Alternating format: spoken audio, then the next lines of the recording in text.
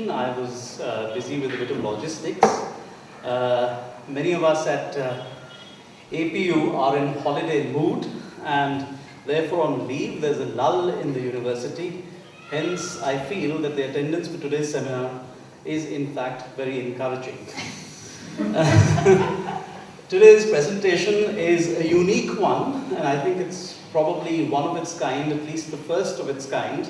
It's a joint venture between our colleague Abhayraj Naik and Sharat Chandra Ram, who is faculty at the Srishti School of Art Design and Technology. I have the privilege of welcoming you, Sharat, to this afternoon's presentation, along with your student, Paulami, who's doing a master's in experimental media arts. Thanks for making the time to be here with us. The Sharat is a graduate from the University of Edinburgh, specializing in artificial intelligence and interactive virtual environments. He has research and teaching interests in citizen science and the public, the way in which the public participate in scientific research, in digital humanities, which is an intersection of computing, technology, and the humanities. And he also does some work for the Center for Internet and Society. He coordinates activities of the Metaculture Media Lab for them, an Open Citizens Lab, now part of Columbia University's DocBot collective. The installation that you might have seen outside is Sharat's work, and that is in fact his presentation. I will invite him to speak briefly about it after Abhayraj's talk. But this installation basically questions habits of consumption patterns and in public spaces, and looks at the politics of public space. What this video art has tried to do is to blur the distinction between street food and food consumed in elite places like high-end restaurants. He's questioned the ways in which this food is produced and consumed, and we look forward to enjoying this installation. Abhayraj,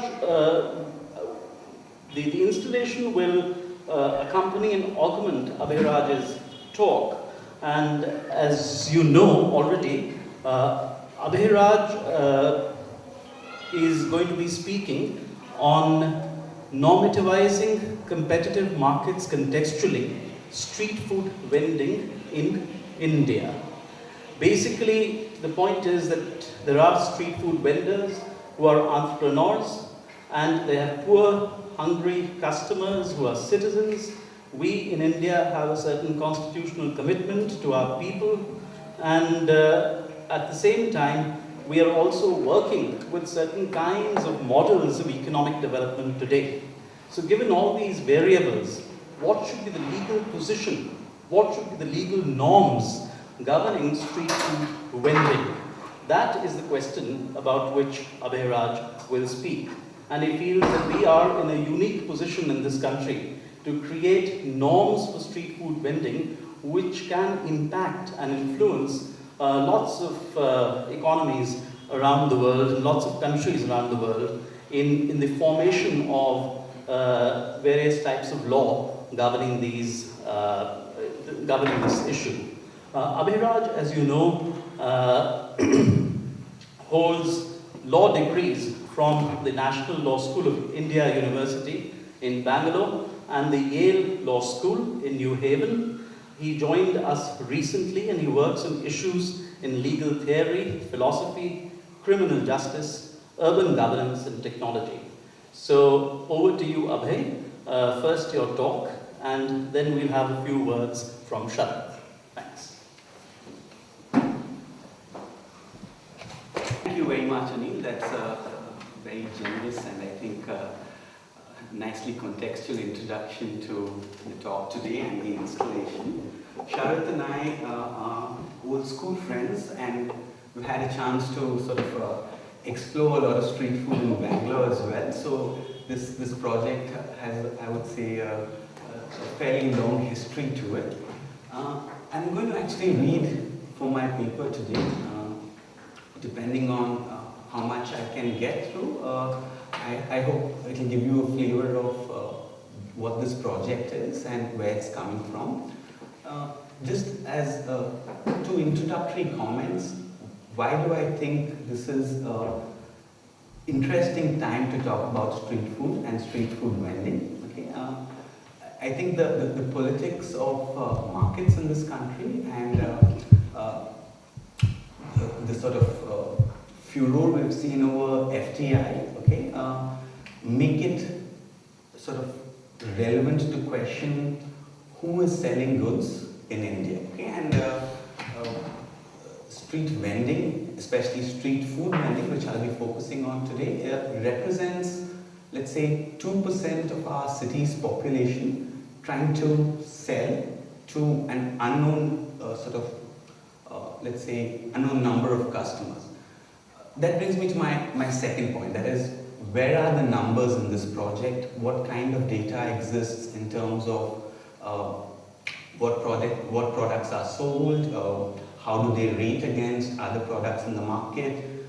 Do they have a significant value addition to the products that exist? And I just want to give you a sense of what work exists. So the National Association of Street Vendors of India, NASVI, has commissioned a project. I think it was a gentleman named Sharat Bhaumik from TIS in Bombay who led that study, and they surveyed 7 cities in India, and the sort of data that exists is largely ethnographic. I mean, we don't have a clear sense of how many street vendors exist in, let's say, across India. We don't have a sense of how often do people buy from those who went on the streets, right? So my sort of focus going forward is to work with Bangalore and understand what value addition or what, let's say, intervention the phenomenon of street vending does to the city of Bangalore. How I look at this, I mean, of course, I will be talking about the law, and there is a legislation that is currently in Parliament. It's making its way through Parliament. It's before a standing committee at the moment. But how I look at this is, it's not just a legal issue. It's an issue that concerns, of course, geography very strongly. Okay, and I think it also concerns how we choose to live up, how we choose to get the things that we need to operate on a day-to-day basis, right? So I do have a mapping interest in this project, which I hope to explore. I do have, of course, a very strong legal interest, and what I'm really sort of attacking here is this sentiment about street food vending or vending per se being a particular kind of phenomenon, right? So I know I sort of encourage each one of you to just sort of take a minute and think about it. If you sort of survey a random set of people and you ask them, what do you think about vendors, right? The sort of stock responses you get is messy. I see a lot of litter, or they cause traffic jams, not good for the city, unaesthetic, right? And it is that sentiment which is the actual sort of subject of my inquiry. That is, why do we have that perception? Is that perception indeed justified? And by taking stock of what is really at stake, considering the phenomenon of street vending, can we indeed allow our laws to accommodate this in a sensible fashion, right? So that's to sort of hopefully give you a sense of the project itself. Okay, I'm actually going to read out 3 sections from my paper today, and the paper is very much a work in progress, so your inputs are definitely welcome and actively solicited. I'll try and, for anyone who's interested, I'll try and circulate a draft as well, and I'll be happy to know what you think, right? So the sections I'm going to go through today is, firstly, I'm going to talk a little about the informal sector of our economy and how it relates to competition. I'm next going to give you a brief survey of what is the legal scenario relating to street vending in India and how does that connect with the idea of competition law and competition policy itself.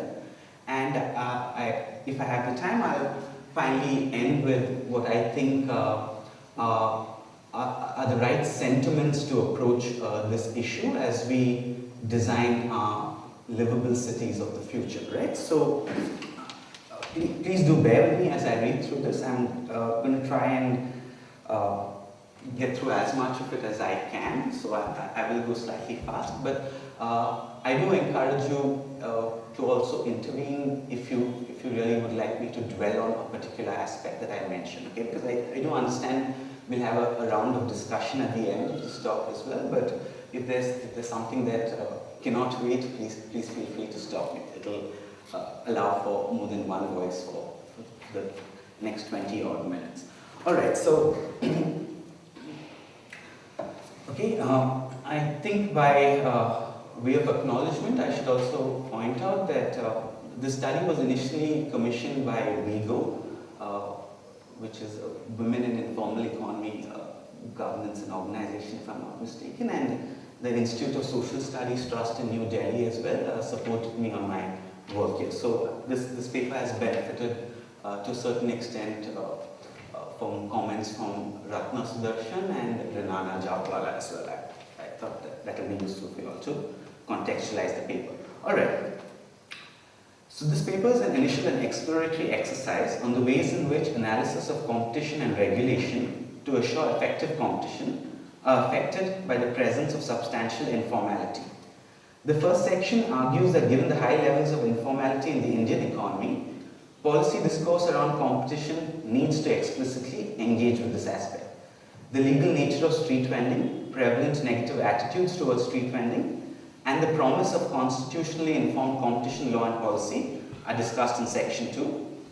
Focusing on a particular micro-segment of the informal economy, which is street food vending, the concluding section suggests that street foods add immense value to the global city and its inhabitants, and regulatory frameworks require a reassessment in light of forward-looking approaches to constitutional economics, competition, and market regulation. Okay, so in practically every sector of the Indian economy, as most of you are well familiar, there is a formal and an informal segment. The definition of informality in the informal segment varies with context and method of analysis. We have the NCEUS that has come up with a somewhat, I would say, a now accepted definition of the informal sector, but depending on the study and depending on the aim of the study, who gets included in the informal segment often varies. In general, informal economic activities are characterized by small scale, few workers, limited capital, reduced or no taxation and reporting requirements, and a limited access to nominal credit, social security, and legal services and benefits. Now, where do we see the informal sector? It ranges from almost 100% in agriculture, okay, with the exception of plantations and contract farming. In the case of some vegetables like tomatoes, other cultivation is usually fully informal. It also features, I think, significantly in sectors like construction, education, health, and finance. How does it contribute to the GDP? The overall contribution to the GDP of the informal segment is available from the national accounts. Okay, roughly 40% is data from 2011. Now, informal workers in agriculture, manufacturing, and services constitute about 90% of India's working population. Okay, and that figure sounds shocking to me, but and I couldn't believe that indeed was the case. But 90% in the informal sector. Do our laws understand how the informal sector works? I don't think so, right? So anyway, I'll get to that point as well. The informal segment, firstly, has not disappeared, okay, ever since India's independence, and it has not been decreasing in size, okay? There's no reason to believe it will decrease in size. That's my feeling on it. That is, especially given the recession, the global recession, there has been a trend across the world of people moving to informality, okay? It cannot be overemphasized that no single typology defines a relationship between the formal and informal segments of the economy. This is another point I just wanted to quickly comment on. That is, most of the studies, I think with the exception of a recent work by Sugata Kar from Calcutta, most of the studies either deal with the formal sector or the informal sector. How do these two sectors relate to each other? What is the value generated from that interaction is usually not dwelt upon in the literature, right? Some activities in the informal segment are subcontracted from formal enterprises, for example, embellishment of garments, stitching buttons, shoe soles, assembling parts. Some are own account production directly sold to consumers, okay, including both manufacturing and services. Products like kites, rakis, malas, or services like tailoring, construction, and of course street vending. Okay, street vending, both a service and a product as I see it. Some activities include both subcontracting from the formal sector and own account production. Example, beedi making has a substantial home-based share and also a factory share. Agarbattis are largely made at home with the perfume generally added at a factory. Okay, there are other activities which shift from formal to informal or vice versa, depending on the status of the economy. Failure of the growth of jobs involving formal work is usually accompanied by an expansion of informal work. Okay, NSSO data is pretty clear that most of the people in the informal sector, that is, most people working in the informal sector, are pretty poor. Okay, if you want to put it in black and white terms, the informal sector doesn't create rich people. Now, workers in the informal economy lack written contracts, assurance of work, access to social protection, I beg your pardon, suffer from seasonality in demand, etc. There is a gender dimension. Estimates suggest that women constitute 1/3 of those engaged in the informal segment and 1/7 of those engaged in the formal segment in India. Okay, it needs emphasis that informal work as described is not illegal. It is simply small scale, falling below the size beyond which registration and returns become mandatory. Okay, so can informal work be illegal? Of course. Is informal work necessarily illegal? No. Right? That's a point that I think is simple and profound. Right? Just because something is informal, it isn't illegal. It usually doesn't require taxes to be paid. It doesn't require reporting that most of us who work in the formal sector necessarily comply with. Okay.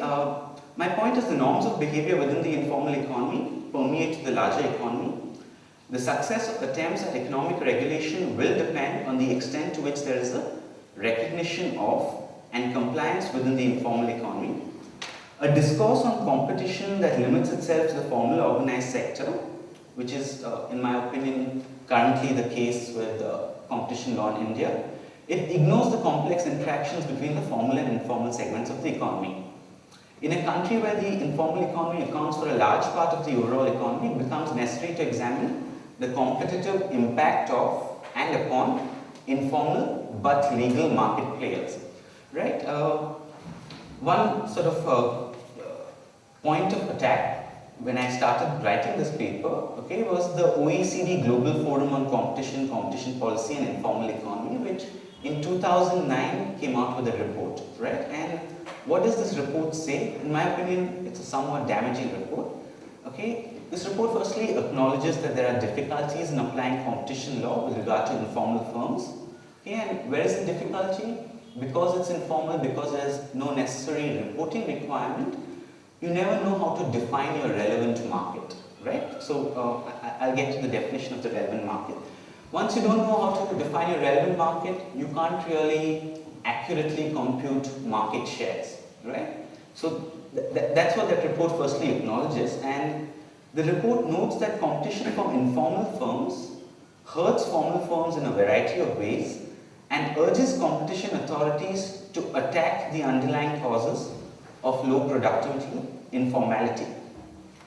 Okay, so the OECD 2009 report is effectively asking our competition law regulators, the ones who make policy for competition in markets in India, to note that informality is a problem and accept that informality hurts competition, right? And that is a premise which I think is flawed, right? In my opinion, when we talk about street vending in India, we have I would say a more perfectly competitive market on account of street vending, right? And that sort of naturally takes you to the question of what is perfect competition? Is it just something that is fair? Is it something where you get a product for the lowest price? Is it the consumer's welfare, right? And surprisingly, perfect competition does not have a sort of accepted definition in the literature, right? Even our competition law says at the end of the day, the welfare of consumers, efficient markets, and the promotion of the producer's interests within the rubric of fairness all constitute competition that is desirable, right? So, this paper and this project is urging our competition law to recognize the realities of the cities we live in, to recognize the realities of India, where a large number of desperately poor people are willing to take the chance and sort of launch their own business, right? It's work with no shame, I would say. I mean, being an entrepreneur is not being a beggar, right? They're poor, they're willing to work, they are providing services that our government and our formal sector is unable to provide.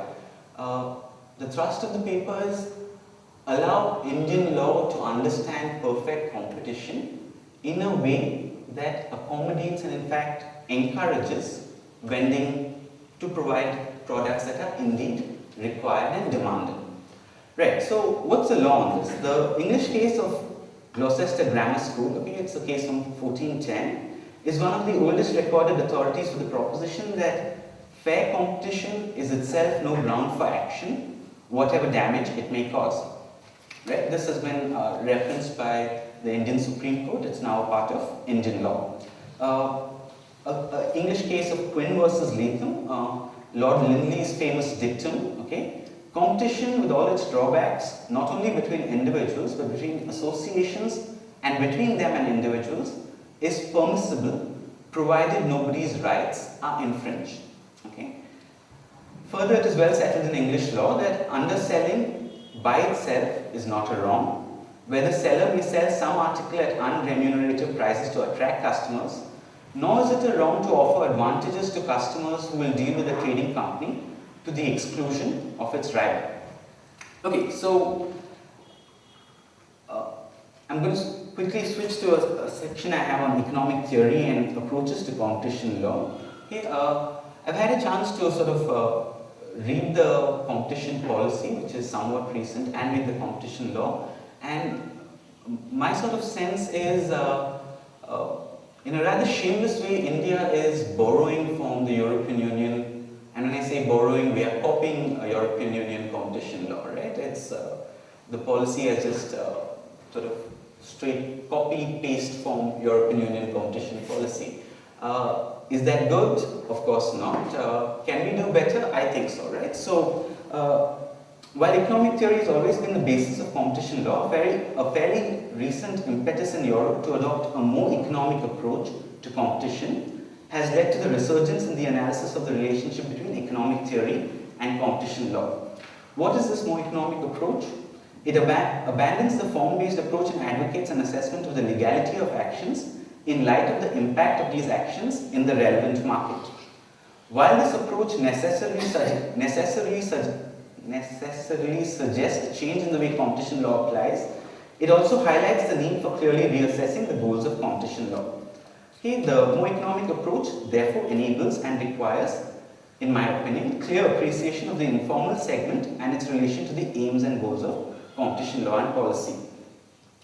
Just to give you an example, the European Union competition rules have a specific goal of market integration, and additionally are intended to protect effective competition which brings benefit to consumers, such as low prices, high quality products, a wide selection of goods and services, and innovation. Okay, just dwell on that. Low prices, high quality products, a wide selection of goods and services, and innovation, right? And a part of my argument is each of these goals are satisfied to a large extent by vending, right? Clearly, the role of the informal segment in bringing about effective competition results in benefits to the customers, and this needs to be explicitly recognized by any analysis of competition rules. Okay, overviews of the goals of competition policy usually approach it either in terms of allocative efficiency or a sense of a dynamic sense of innovation, right? And I mean, even if you accept a perfectly competitive market is one that efficiently allocates its resources, I would still argue that street vending is doing that, right? Should it be treated illegally? No. And I mean, India is moving towards a stage where you have a fundamental right to street vending which is recognized in the law. But should it be a concessionary model, that is where you have, let's say, each city will have, let's say, 1,000 licenses given. You have to bid for those licenses, you have to submit a form, you pay some money maybe, and then the government, in its discretion, decides to give you a license, right? My point is, if I want to go on the street and sell something, maybe in my car, let's say, I can, but someone pushing a cart can't, right? And because you need a license under the law, depending on which state you're in, right? I mean, under the law you need a license, and you can't because a policeman will usually come and say you're blocking traffic, right? So the existing mode of governance does not allow a street vendor to carry out his or her business. My argument is anyone should have the right to sell on the streets, the same as driving a car on the streets, right? That's the kind of argument I'm making. I don't see the legal sense in it is a limited right and I'll give only 100 licenses out, or I'll give 1,000 licenses out. Maybe I can register myself, but everyone should be able to, in my opinion, vend on the streets, because the streets, as I see it, are the commons, right? I'm making that argument about it. Does that help your infusion on it? Yeah, I'll get to the law in some more detail soon. Okay. Skip. Okay, so static efficiency, dynamic efficiency, two sort of approaches to understanding how do I define my perfectly competitive market. Another approach looks at it just in terms of increasing welfare for the consumers, right? And sort of linked with this approach, you prevent exploitation within the market by any firm or individual who has a, let's say, dominant status, right? Okay, despite the stated position of the European Commission and the US Federal Trade Commission in upholding the welfare of consumer when faced with firms having market power, there's an ongoing unresolved debate on whether the total welfare standard or consumer welfare standard should be used as the appropriate normative criterion when evaluating competition law. The use of a total welfare standard as a normative criterion for competition law would imply that it is not necessary to consider the distributional effects that turn a part of the former consumer surplus into market power profits, since the only relevant consideration in a particular market is that the sum of producer and consumer surplus, which is the total surplus, should be maximized. In contrast, the use of a consumer welfare standard as a normative criterion for evaluating competition law would focus on whether the consumer surplus is larger or smaller as a result of the operation of the competition regulation, irrespective of its impact on the surplus of the producers. Okay, so three distinctive approaches through the scholarship. Okay, static efficiency, dynamic efficiency, or consumer welfare.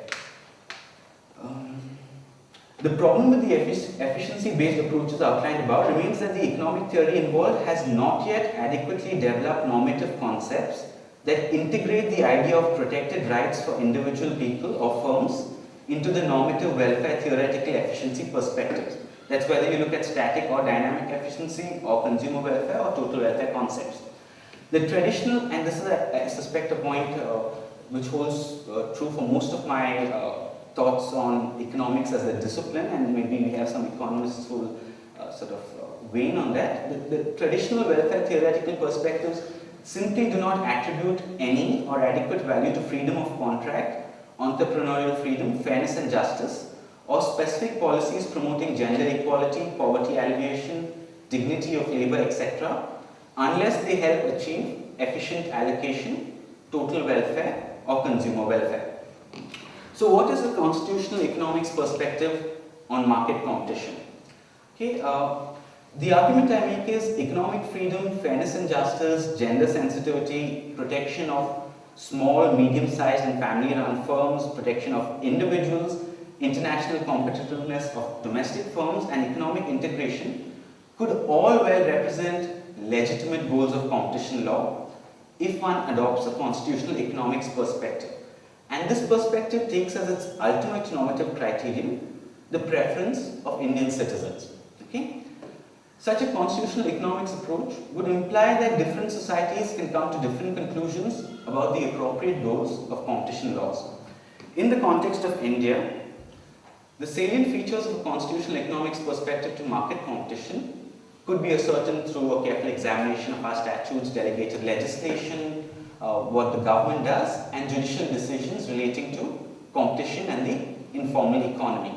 Okay, I also argue that the preamble to the Indian Constitution, which guarantees sovereignty and dignity, along with liberty, justice, and fraternity, along with our fundamental rights chapter, which is part 3 of the Constitution, and part 4, the directive principles of state policy, which I must emphasize, say that the material resources of the community must so be distributed as to serve the common good, right? And it talks specifically about the operation of the economic system as well.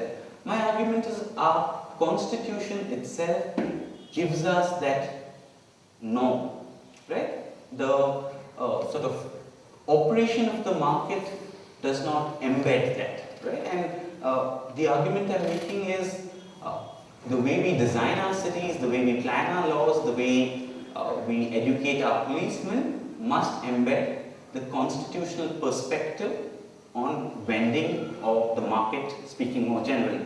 Okay, what are the objectives of the Competition Act? India has a Competition Act from the year 2002, keeping in view the economic development of the country for the establishment of a commission to prevent practices having an adverse effect on competition, to promote and sustain competition in markets, to protect the interests of consumers, and to ensure freedom of trade carried on by other participants in the market. Okay, so basically our competition law has 4 goals: protect the interests of consumers, ensure economic freedom to trade and compete, protect and sustain competition in markets, including by preventing practices having an adverse effect on competition.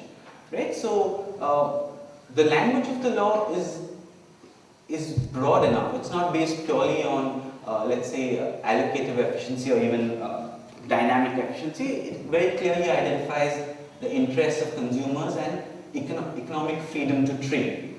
Right? Given the large numbers of persons who work in the informal segment and the large volume of trade generated through or involving informality, any inclusive, democratic and sustainable competition policy would firstly need to analyze the informal segment and would also need to accommodate the informal segment's overall effect on effective competition within the relevant market, the satisfaction or non-satisfaction of consumer interests, and the realization or non-realization of the constitutionally mandated freedom to trade in the market. How much more time do you think I have? 10 more minutes. Oh, thanks. 15. Oh, I'll try to keep that 10, yeah.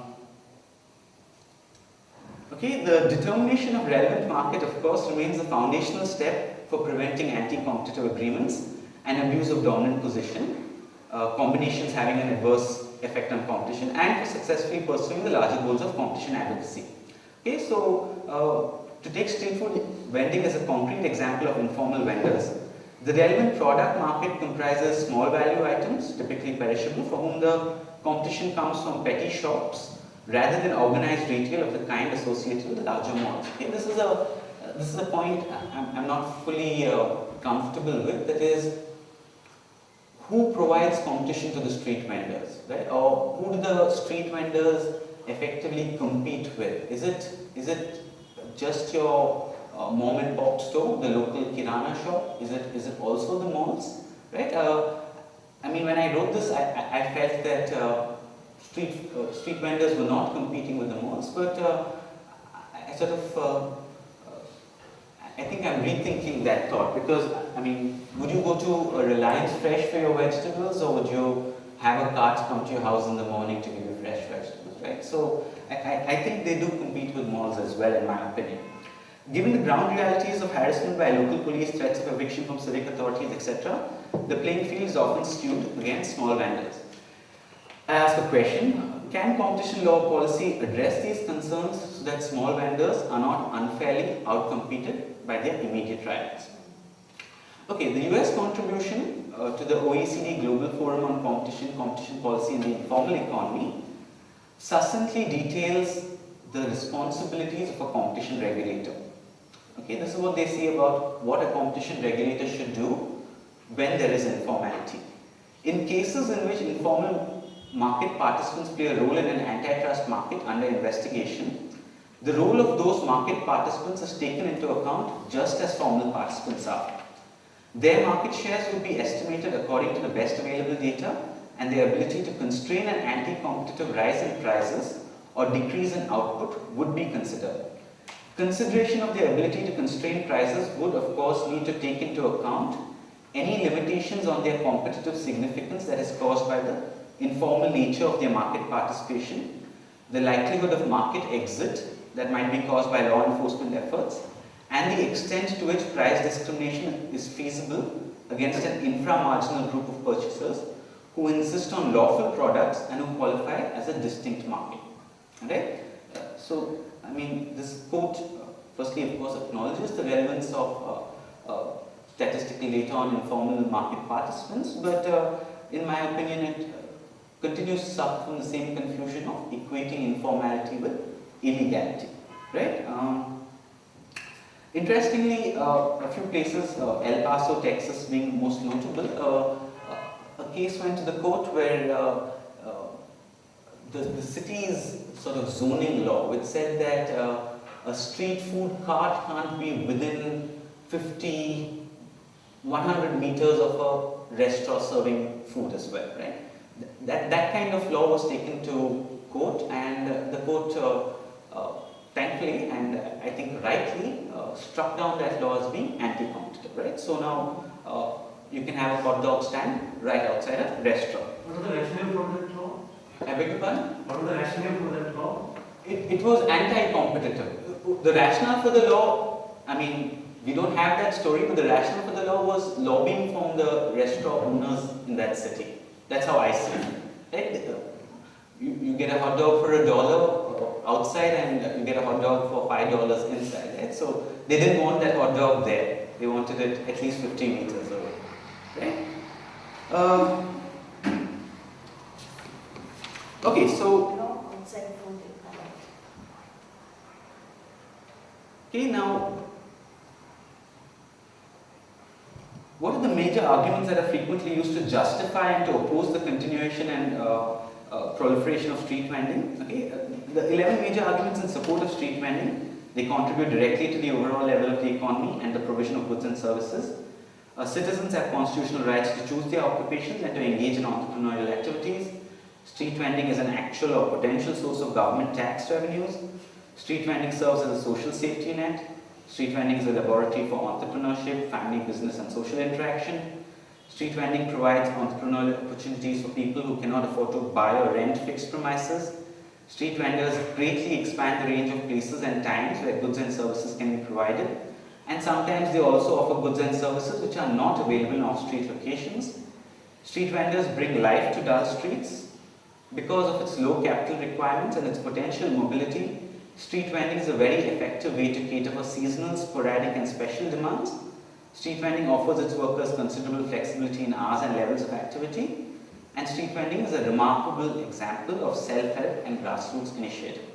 Okay, I'll outline the arguments against, and I think then I'll just read my concluding paragraph. Okay, street vendors are not evenly spread across the city. They concentrate very heavily in a few locations, and these locations are typically the points with the highest levels of pedestrian and vehicular congestion. Okay, Calcutta tried to ban street vendors from traffic signals, and I think some of our friends from the National Institute for Advanced Studies went and actually empirically documented whether street vending is causing congestion in several neighborhoods in Calcutta. And their point was, no, it's not the street vending, it's the traffic is slow in that area by itself, right? I mean, it's a nice paper that came out in seminar, but it points out that street vending doesn't affect traffic as most of us would tend to assume.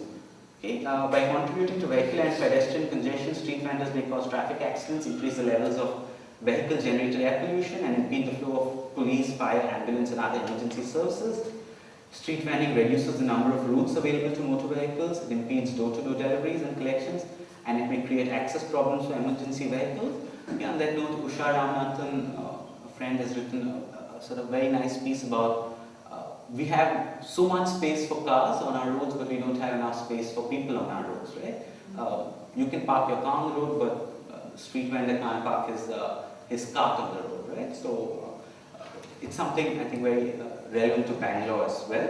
Okay, whole bunch of reasons opposed to street vending. I think most of these you're familiar with. Okay, street vendors may be less professional, committed, and responsible than off-street vendors. Street vendors often include substantial number of minors. Okay, and this is a relevant point. A small minority of street vendors engage in illegal and perhaps disreputable activities, depending on where you come from, such as ticket touting, pimping, prostitution, and the retailing of narcotics. Street vendors provide opportunities for pickpocketing, snatch thefts, and armed assaults. Street vendors are considered unsightly. They may generate a lot of noise with the announcements, and their customers often leave garbage on the streets. And this is the one I love. In orthodox Marxist visions, street vendors are viewed as the epitome of surplus labor and underemployment, inserting additional middlemen into marketing chains, promoting superfluous consumption, and supporting a petty capitalist competitive ethic, right? So we do have a street vending law in Parliament, okay, and the problem with that law is it follows the same, I would say, outdated thinking. We require all street vendors to register, and we make all street vendors get licenses. We will give out only a certain number of licenses. Okay. Interestingly, this law is coming from the center. Okay, it's a law that Delhi is going to push. How does it deal with Bangalore, let's say Trivandrum, right? The geography, I think, becomes particularly pertinent. Okay, so I have run out of time. I would love to share this paper with those of you all who are interested. I'll wrap up with my final paragraph. Okay. Cities across the world have had a long history of continually evicting and harassing street food vendors. Antiquated, ill-informed municipal laws, centralized authoritarian economic policies, corrupt city administrators and regulators, violent and unaccountable police, a desperately poor urban population, and a growingly insensitive and uninterested middle class all contribute to the sorry tale of justice on the streets and courts of many of our cities. The narratives of the economies of food and hunger in our city streets provide a particularly compelling account of the legal, political, and moral violence asserted in the name of the city and its residents. Street foods may be viewed as composable, to borrow a term from Leibniz, with and not competitive to other legally and normatively recognized or authoritative desires in cities, nations, and supranational institutes. Street foods meet a felt need of the communities they serve, and to the extent of assuring a level playing field, if not on grounds of livelihood and welfare, they need to be protected. Health, safety, and nutrition related concerns, and I'm sure this is a thought in many of your minds, okay?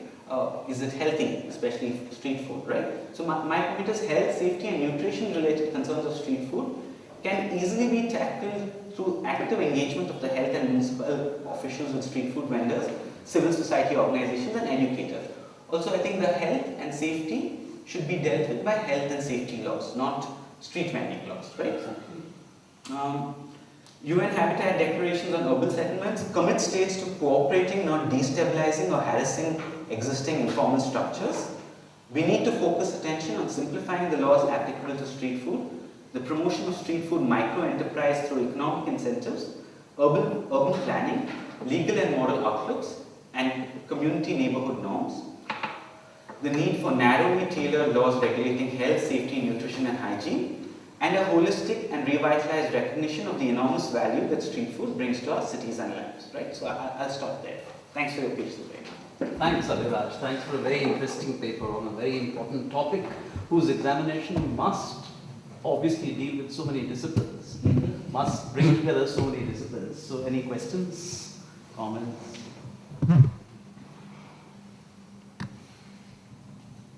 I don't see a legal sense.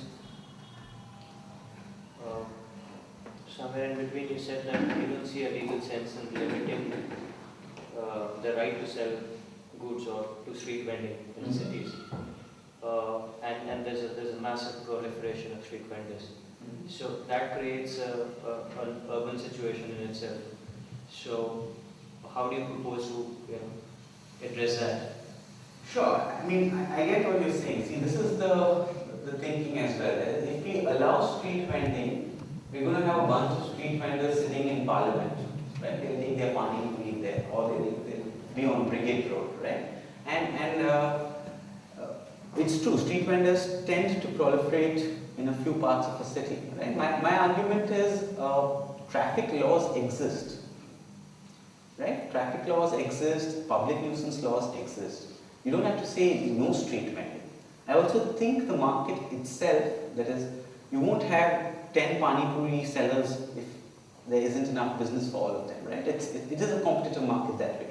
If you don't provide the goods at a rate where you can draw consumers, it's very likely that someone else will come and sort of be more successful than you then. And then once you know that this is cheaper, this is better, the word will spread even amongst those who sort of populate that area. So my sort of response to you is, yes, it's likely that street vendors will congregate at areas where they have the maximum chance of making business, but I don't think it will lead to a scenario where our roads will be blocked or overrun, right?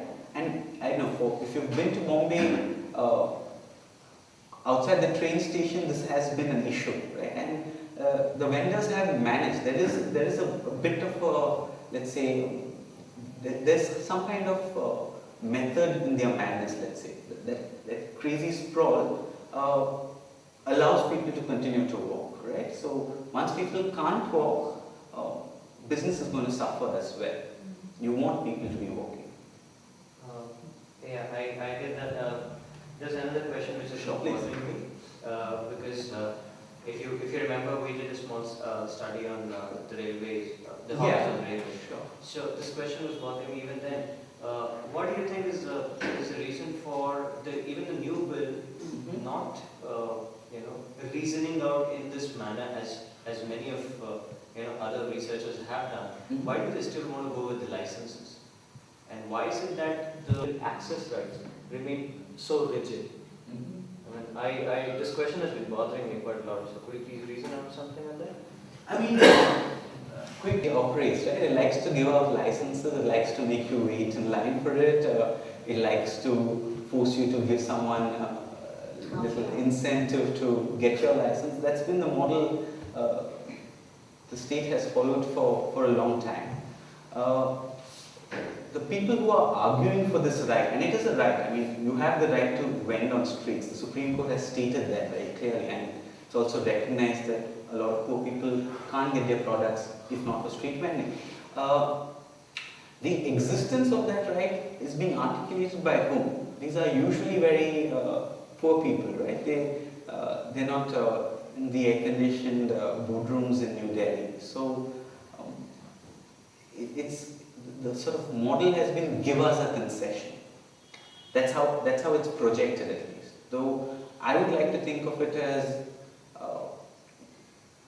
it's your city, it's your country, right? And you can, you can do what you wish on the city without anyone saying that you can't do that, right? That's the basic idea of freedom as well. I mean, you're not harming. So if a street vendor is selling cocaine on the streets, right?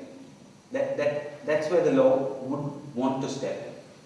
So, I mean, my response to you is it's a particular mode of thinking that has captivated the Indian state since independence. And I know, sort of, if I may speak very generally on this, I see the possibility of it changing, right? So even this sort of the bill which is in Parliament is being debated on this. That is, why do you want to have this license? Registration, okay, because for safety, health, and crime, it's important to know who's someone, right? That is that there is a car owned by this guy. So anyone should be allowed to register. You don't have to beg for permission to do something which is your right. That's my thinking. So let's hope the negotiations on that will sort of change it in a good way. But why do you say that the concessional mode of thinking has captured the Indian state since independence? What was the position in colonial time? The Indian state, I speak of the Indian state as existing only from independence, right? What was the license? Yeah, sure. It was the same story. Yeah. Much the same story. Sure. I like the way you reason this thing up. When you say that street vendors, street vending in terms of all this food thing is concerned, you have a lot of safe food hygiene and safety issues. That let the food safety department handle that. And let's not just bundle it up with. We do have food laws. I didn't think in that way when I was doing something, so I take that. Okay, Yeah, sure. It's lovely. I mean, it's sort of clinical in that way. I like that. Thank you. Yeah, and I have a little anecdote to tell. Oh, please. On hygiene and safety issues with regard to food.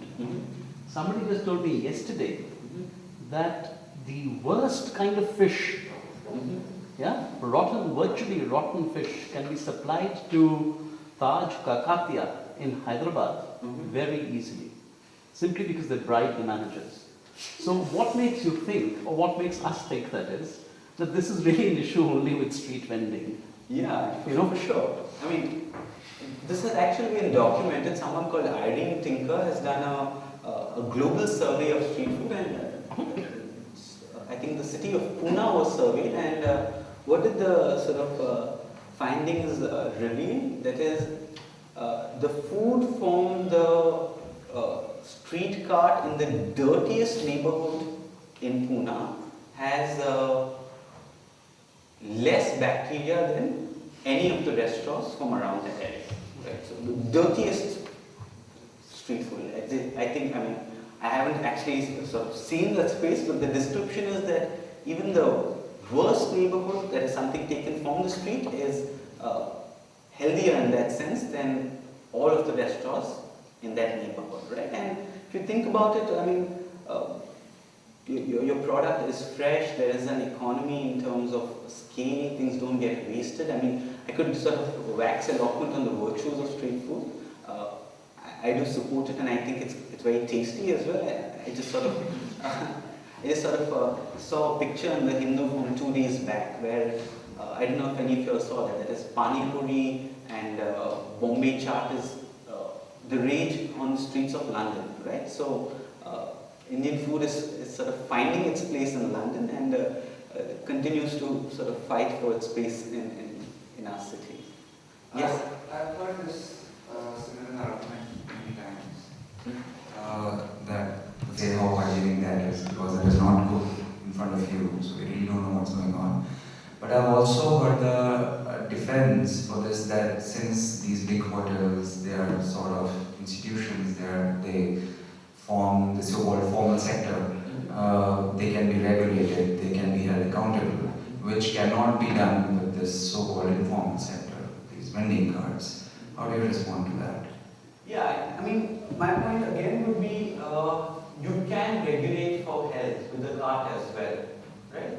The same sort of team that goes to this restaurant and discovers, let's say, stale food or maybe a really bad scene in the kitchen can test sort of samosa off the street as well. They do it. Yeah, they do. They do. Yeah. In Bangalore, you have to keep the fruit covered. There's A law about it, yeah. yes. At least when they are not paid their price, they have to. Yeah, no, I mean, there is a point about maybe it will take some time to test and then that guy takes his cart and scoots off. That will happen now. With the restaurant, you can of course go back to that physical location and say these are the test results, your food doesn't satisfy the quality. With a vendor, there's a chance he or she will disappear. But as long as the testing can happen, my point is they are to that extent accountable, right? And they can be regulated. So in one line, what you are saying is we don't have to do anything except for registration. That's all. Yes, that's what I'm pushing. And of course comply with the health, criminal, other laws. Not already there. Other laws, yes. That's what I'm saying. I thought about economy and so on. And I'm now so lost that I'm not asking you that question. But on the, Sorry for that. yeah, but that's okay. But on the other hand, I do think that you said that they have a right to the street, and I agree to that. But I do think they obstruct pedestrian movements quite often, and I've always thought about it. I've never felt anti-street vendors. I always felt that why can't our cities plan for vending bays? You're constantly expanding the road. Why can't you just give a little, a bay where the vendors can be there? Absolutely. Yeah, That's how it has to work. Yeah, I think. and I think they really contribute a huge amount to the economy. I mean, a lot of economy, as you said, the percentage of economy that happens through informal sector is huge. And street vendors. Yeah, no, I mean, Yeah. the point on the street design is, I think, critical, right? And Yeah. And if you notice the food vendors in Bangalore, a lot of people now I see are people who use those construction workers and others who basically come in with the so-called formal sector. Maybe they're in the huge construction sites and they're not living with their families, and they use the vendors, and still it's all illegal. I mean, it's yeah, I mean, Yeah. amongst the construction workers, you also have a lot of college students who eat a lot of food off the street, and then you have street food lovers like myself. So it caters to a real diverse bunch. Yeah, but I think the proportion of people who really depend on street food is more from people who that's the food they can afford and it's available For sure. conveniently. Yeah, I totally take that point. And I mean, just sort of another mention, like Singapore allows vendors to come into the malls, right? They have a mall space as well, so we have a street food festival in the mall. So there are a number of, I mean, this argument about there is no space is, I think it's not being tested strongly enough. You can, if you think creatively about how to use space, you can do a number of things, right? So I think we should at least try before saying no, there is no space. Just like health, the litter could also be tackled with a similar. Sorry? The litter. Litter, yeah. Yeah. I mean, it's your municipality failing there that, Right. that forces them to litter. I don't think they want to litter. Yeah, I think so. I mean, a vendor likes to, have a sort of appealing place of business as well. So, and I mean, a quick point, I do think sometimes even I have experienced that, like very close to where I live, for example, one part of the sidewalk is blocked by a bunch of vendors. And I too sometimes feel, hey, at least let me walk on the footpath, don't make me walk on the road. Right? And I think that kind of scenario can very easily be dealt with by engaging with the vendors themselves. Right? That is a research action, or you can educate them if required, or even best practices about how they should. And plan for them. Don't plan without them. They will be there. Yes, I think that's a critical point. They have always been there and they will be there. That's as I see it. agree with a lot of things that you said.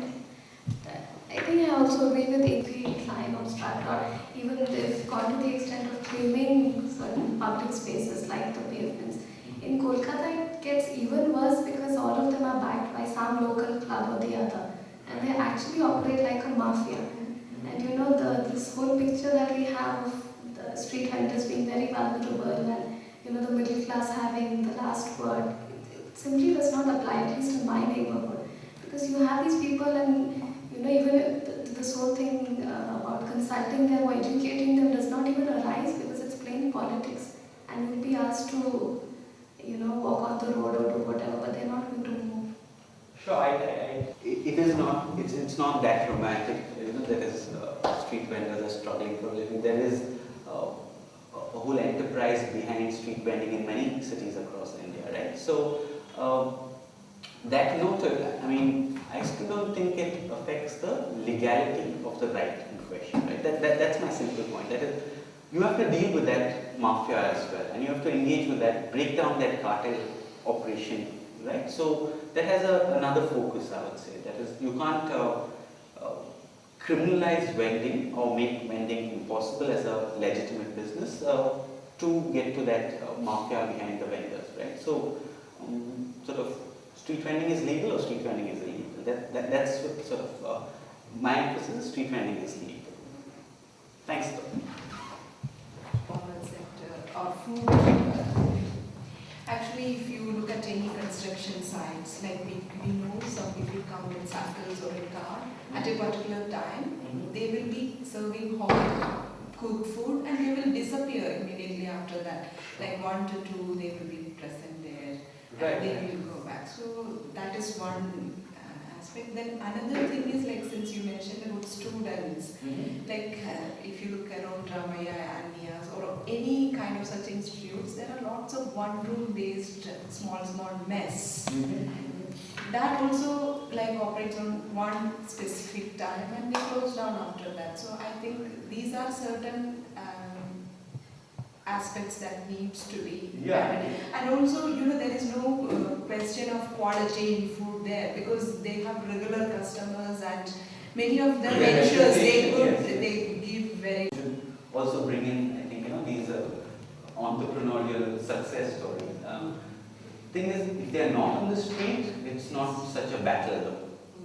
You know, if a dabba is landing up at your house, it's okay. I mean, no one really can even say, why is this dabba coming here? But when you're on the street, you're fighting for that space, right? A car wants that space, or the traffic policeman wants that space. So the battle is on the streets, as I would say. But actually, I also want to add a personal thing. I'm allergic to most of the foods. Oh, especially very, like if I eat from any hotel, for example, mayonnaise or frozen milk, such things can add allergy to me.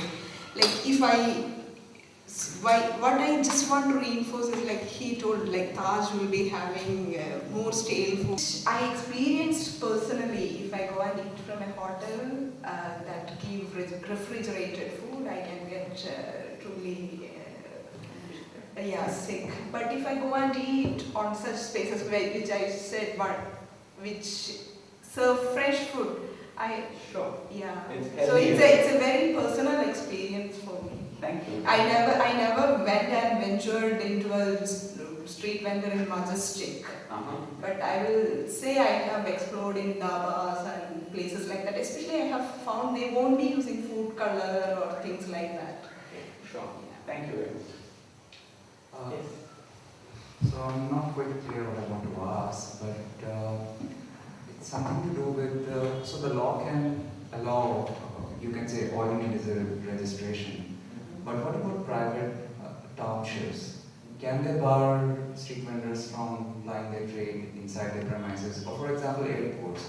I mean, while they may not ban specifically street vendors, but they may say, okay, you need to pay so and so franchisee fees or something like that, which will be very high, which will automatically mean that only the Pizza Huts and McDonald's will get in and the others won't.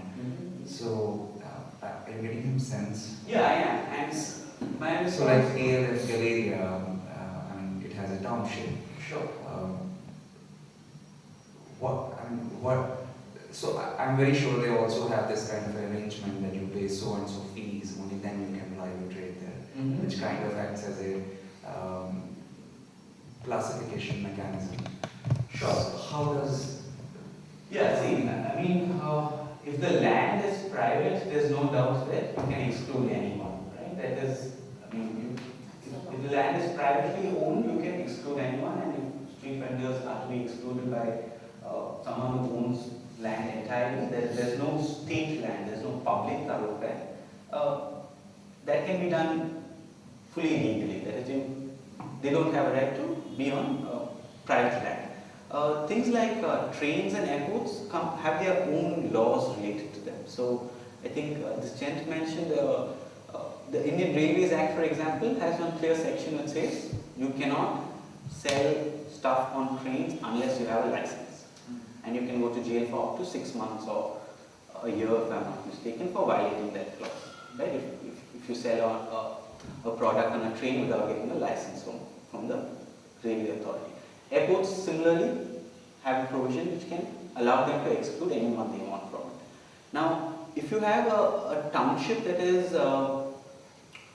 promoted by the city, or let's talk about a colony, let's say, that has gates, right? My argument is, as long as that road is public, the street vendor has the right to be there, right? And what normally happens Like is... the Brigade Millennium Road? What is Brigade Millennium? I think it's private. I think it's private.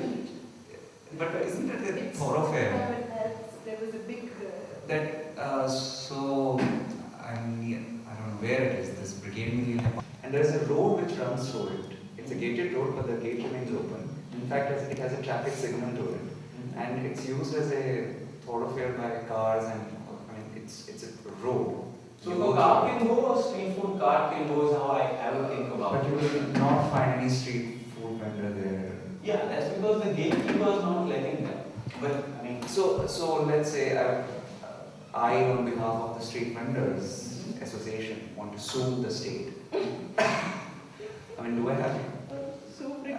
have grounds for it or no? I mean, do I have a legitimate ground to sue the state over this? yeah, And I mean, that's my sense. If you have a right, and if other citizens can access what is a common or a public area, so do you as a vendor. You are making some money while you're accessing that public area. That's what differentiates you from the person who's driving his car through that road, right? And that's why street vending is always somewhat ambiguous. I don't think they occupy driving space. They occupy the footpath, right? What's that? They don't occupy the driving path, part of the road. They occupy the footpath. Right? Yeah. it's So, strictly. what is the right on which you can sue the state on for that? No, he's saying they're not allowed on the road itself. No, I mean, I'm not sure, but I haven't seen anyone. I think in fact they are not allowed to park their car or whatever there. I don't think they are not allowed on the road. At least in Brigade Millennium there is no space for that. Because there is no space Clearly, they are it's being- from anecdotal evidence, but I've been through that road a couple of times and not seen a single golgappa or a cart or anything on the footpath there. Otherwise, that road is open for everybody. It runs through their private property, but it's a public road. I mean, if I may speculate, I suspect what's happened is someone who lives there has contacted the local policeman and said, ensure that street vendors don't come here. And then the message spreads, right? And these people are usually sort of treated with violence, let's say, by our state functionaries. I mean, street vendors are constantly sort of harassed, are constantly forced to give away a part of their produce to policemen. I mean, it's sort of it will happen. That is, street vendors themselves account for it when they sort of go out in the morning, right? So, a change in how you think about street vending will prevent police from doing what they are doing right now, right? But as I see it, legally you have the right to be there. So, if you ask me, can you sue the state? Yeah, you can. You can say that your right is not being respected. Can you explain clarify it a little more? And what provision that right you can claim under Article 14?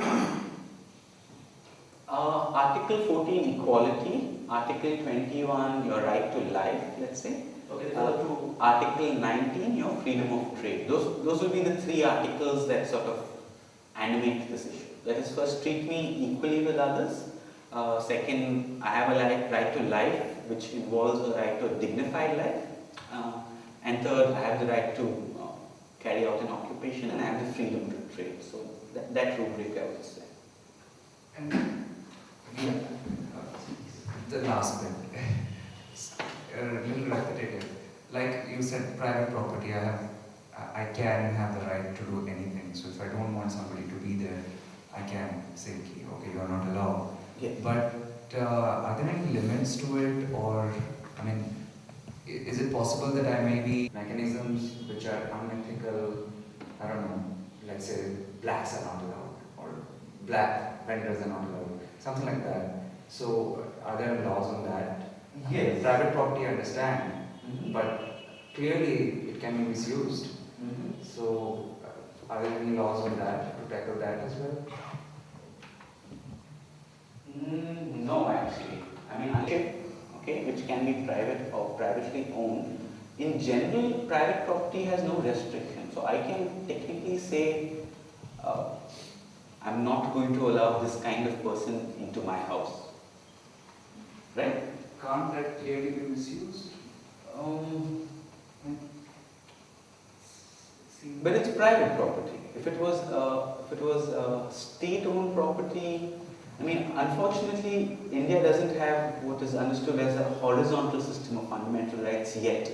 Though we are moving there. We normally think of you have rights only against the state violating your rights. But we have begun to see that there are a few cases, especially over the last 5 years, that are beginning to recognize that citizens may owe each other too.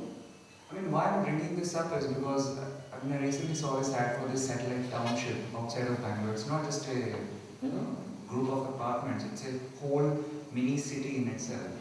I mean, imagine a scenario where all these mini townships are just coming up and the state one day just decides to delegate all of its whatever housing, building kind of work to, all these townships. So that Bangalore is divided among these townships. So all of it is private property. Yeah. It's a very far-fetched scenario. None of that I can very much see that happening. Yeah, no, it's not that far as you ask me. But yes, I mean, that is the strength of property rights, right?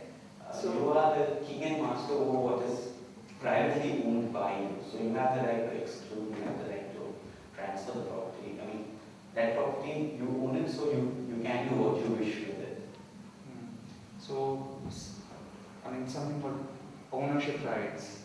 See, I can perhaps try and clarify further. If I put a sign on my property saying Hindus not permitted on this property, I can try and I can try and attack that sign through some other laws perhaps and prevent that kind of discrimination. But in terms of the legal right, if I sort of meet you at the gate and I say, what's your religion? Okay, you can come, you can't come, you can come. That technically is my entitlement as an owner of the property. We are running out of time. Sure. I was just thinking from the sociological perspective. We did a very small study on Bruhat Bangalore Hotel Association, and this association argues that there should be a separate street for street vendors, as it's in cities like Singapore. And Lahore as well. Yeah. So isn't that a sense of urban beautification? Allow, because it litters the city, you should have a separate street so that you could clean it and all that. This was one doubt that I had, and the second was about the competition law. When you said that it should, the law, the policy should accommodate or should have a more concrete definition of fair competition. I was just wondering if concretizing it would again lead to marginalizing street vendors. Sure. questions. On the existence of a food street, so to speak, I think it's a good idea, but I don't think that can be the only thing. I think a food street is also a great idea, but street vendors should be allowed to vend where they want. I mean, that's the essence of the right, right? The argument is not give me an outlet to transact. Yeah, the argument is I have the right to roads like any other citizen. Right? That's the kind of argument in my mind, at least when I talk about your right to street vending. So it will be nice to have a food street as well, but that won't change your legal right to go anywhere else, is how I would argue for the norm governing street vending. Your second question about a definition sort of hurt, let's say a clarification on what is perfect competition hurting the interests of street vendors. I mean, I would tend to think that understanding what is perfect competition, I mean, that's all I'm arguing for when I say you need to accommodate the interests of the informal sector when you talk about perfect competition. I'm saying perfect competition should be understood by recognizing the value that the informal economy gives consumers. Right? I'm not sort of saying that you need to define it like this. You need to recognize that welfare for the consumer and welfare for a large number of desperately poor Indians who rely on these products is something that should sort of constitute the bulk of your understanding of perfect or desirable competition in your market. Does that help? Yeah. I think we'll have to bring that to a close because we also have Sharad here, and I would request Sharad to talk about his installation now, and we should leave some time for ourselves to actually see the installation.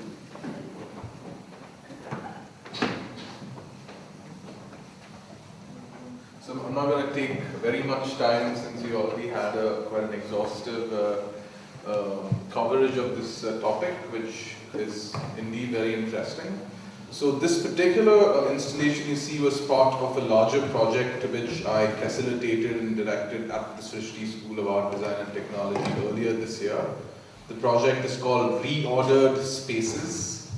So if you take notions of space and order and reorder, I think it very well fits into the context of what the installation is trying to convey. And very importantly, I must also say it wouldn't have been possible without the group of students. I had about 18 students, bunch of filmmakers, scriptwriters, who together kind of researched and developed the content for Reordered Spaces. So equal credit to my students as well. What Reordered Spaces initially started off as an exploration of the politics of public spaces. What is the notion of public space versus private space and things like that. And we found street food. We soon moved on to the consumption in public spaces. And consumption again, interestingly, if you look at human consumption, it's quite multi-sensory. So you have your audio-visual consumption, and in this case of street food, it's gustatory. So it's quite interesting to note that these modes of input of human consumption itself become points of contention. And so that was an interesting kind of groundwork in which we got into the project.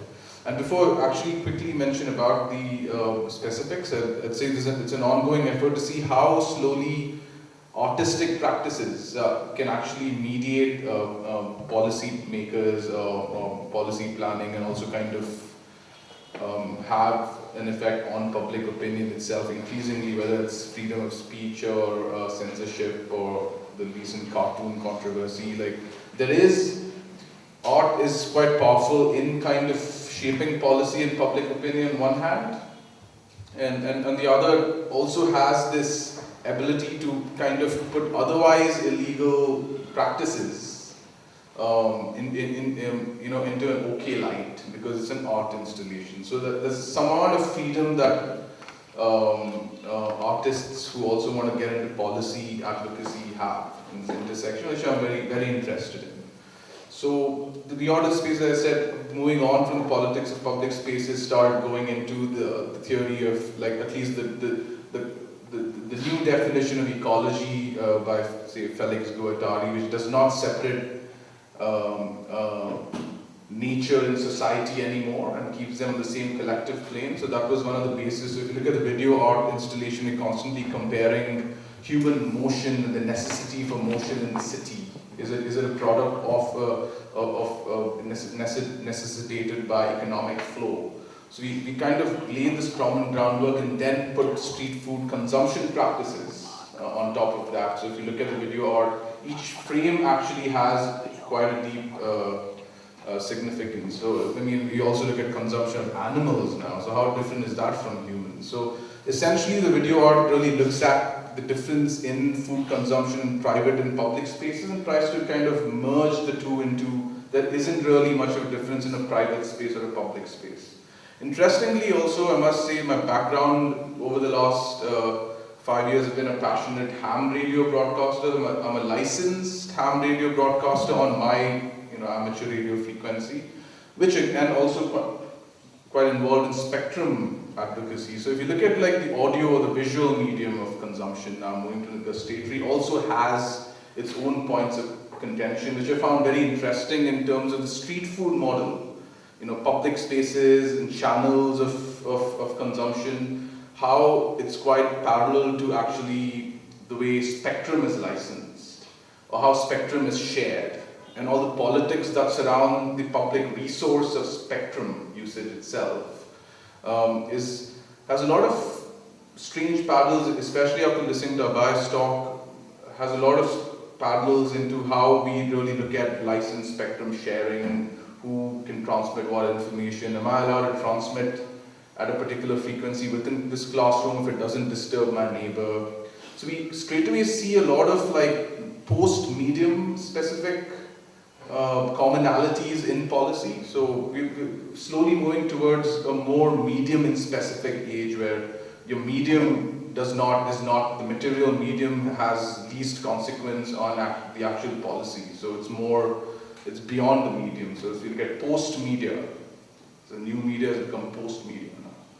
So so we also explored this. So the installation of reordered spaces, the official installation that happened in October also had an audio narrative, similar to what you're hearing along with a research text, the narrative, which itself was transmitted over FM around the installation. So people could actually come in with their phones and tune into a radio station, listen to the audio.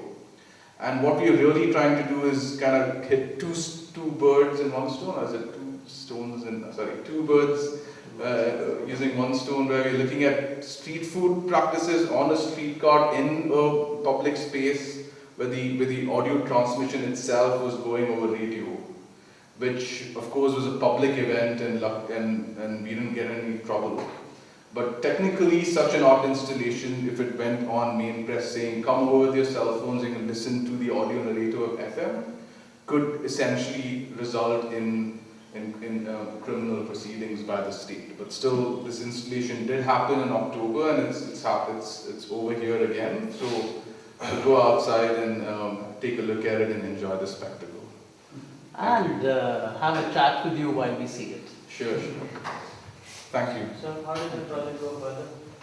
Well, there's a lot of interesting options I see as a technologist and a media artist, how I can, kind of collaborate with people like Abhay or even the Center for Internet Society and other policy advocacies. So one of the common meeting ground we had before this project started was, of course, in this whole geographic mapping thing, to see how sense of space and place is very well represented cartographically. I think now, given open source mediums and open source modes of publishing, I think the cartographic dimension to policy, whether be it spectrum, be it food, be it distribution, etc., seems to have quite a legitimate ground to make a stand. So this is definitely one of the things we'll be looking at. Thank you, Sharad, for coming here with the installation. It's not easy to transport that installation. So thanks a lot, and I'm sure some of us will chat with you outside.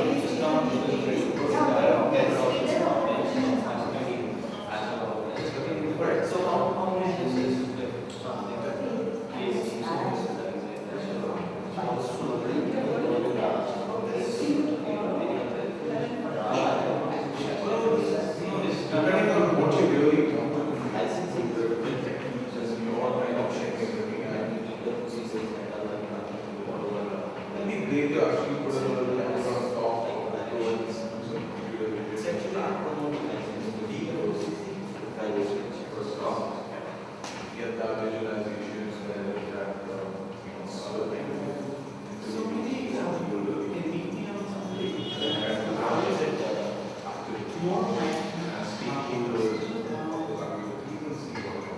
how about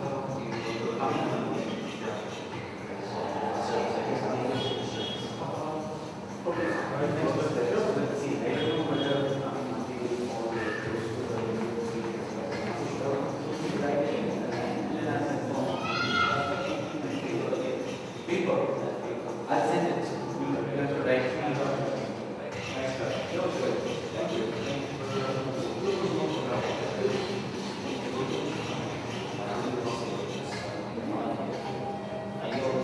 Begin.